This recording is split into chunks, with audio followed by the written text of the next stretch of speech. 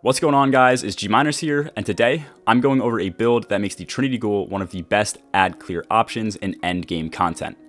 Right now, the issue with the Trinity Ghoul is that when fighting enemies while you're under power, the Lightning Rod perk cannot be easily maintained.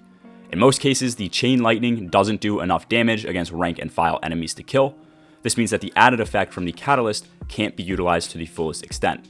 So ultimately, what Trinity needs is a damage buff to make one-shotting tougher red bars much more consistent. To do this, we will be utilizing the Elemental Well mod Font of Might. With this, anytime an Elemental Well matching our subclass type is picked up, we will receive a 35% damage buff for weapons of the same affinity of our subclass. This lasts 10 seconds. To generate these Elemental Wells, we will be using two different mods.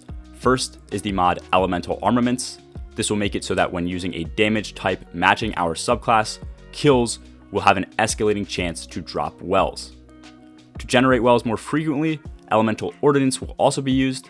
This allows grenade kills to generate elemental wells that match the damage type of the grenade. The reason we aren't using something like Bountiful Wells is because we don't want more wells to drop, we just want them to drop more frequently so that we can consistently refresh the Font of Might buff. If two wells drop on a single kill, they will be picked up together and still only provide us with 10 seconds of increased damage.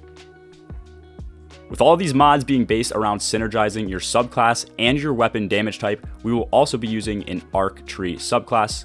The subclass that you choose is up to you. In my opinion, none of the Arc subclasses on Warlock stand out much more than others in terms of ad clear, so using different subclasses shouldn't make a huge difference. When I know that my ad clear is completely fine with just Trinity, I will typically use Middle Tree for increased abilities regen and use the Super for champions and ultras. If there are a bunch of majors in an encounter, obviously Trinity isn't going to one-shot them, so I will use Bottom Tree for ad clear here and use the bow on rank and file enemies when they spawn. The last two mods we will be using are going to be Elemental Charge, which will simply allow us to become charged with light every time that we pick up an Elemental Well, and then Protective Light, which will consume these stacks of Charged with Light when we become critically wounded, and in turn will provide us with 50% damage resistance. Before I continue with the rest of the build, if you find this video useful, don't forget to drop a like and sub down below. Subbing is completely free, it helps me out a ton, and you can always change your mind later. With this 35% damage buff, it becomes way easier to maintain the Lightning Rod perk and to utilize the Catalyst to get an Arc Chain kill back to back.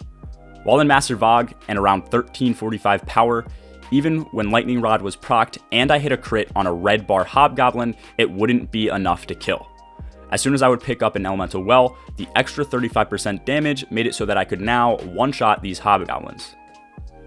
In most cases, Font of Might is going to be just enough to one-shot these tankier red bars and allow for the chain damage to kill other adds nearby or bring them to a critical state. Either way you look at it, with the Catalyst, the Lightning Rod perk can now be consistently maintained in endgame content.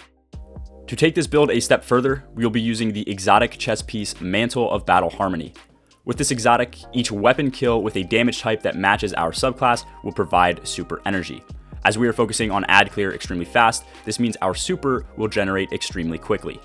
Mantle of Battle Harmony also has another perk that isn't mentioned as frequently. This perk makes it so that while our super is full, we will also get a damage buff named Absorption Cells, which will increase our damage by 20% for weapons matching the energy of our subclass.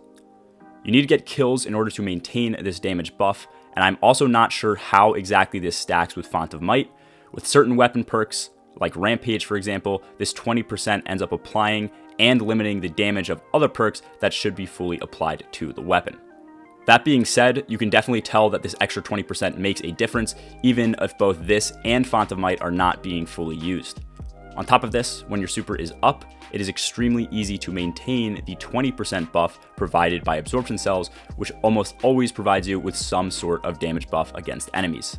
In situations where ad clear is needed and enemies are dealing arc damage, the exotic SMG Risk Runner could be a better substitution.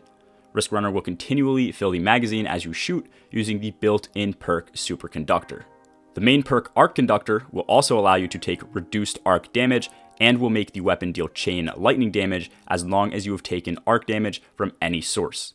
For endgame content, I think Risk Runner is a much better option and is pretty much a Trinity Ghoul with built-in damage resistance. The main issue is going to be continually taking arc damage during encounters for this to proc, which will ultimately require you to burn an ability like your grenade, or will require enemies or the environment to deal arc damage. I put this build together because I wanted to find a way to have insane ad clear when under light without relying on supers or abilities. For this to work, the only thing you really need is primary ammo, which we now have infinite of, and other than that, the increased super and increased ability regen is an added bonus to make ad clear even quicker. Let me know what you guys think of this build, and if you get a chance to try it out in endgame content yourselves. I will also be streaming my Witch Queen grind and the day 1 raid race itself on my Twitch channel. If you want to check that out or support my team when the raid drops, there will be a link in my description. Anyways, that's all for the video, guys. Hope this helps with your ad clear builds. Peace.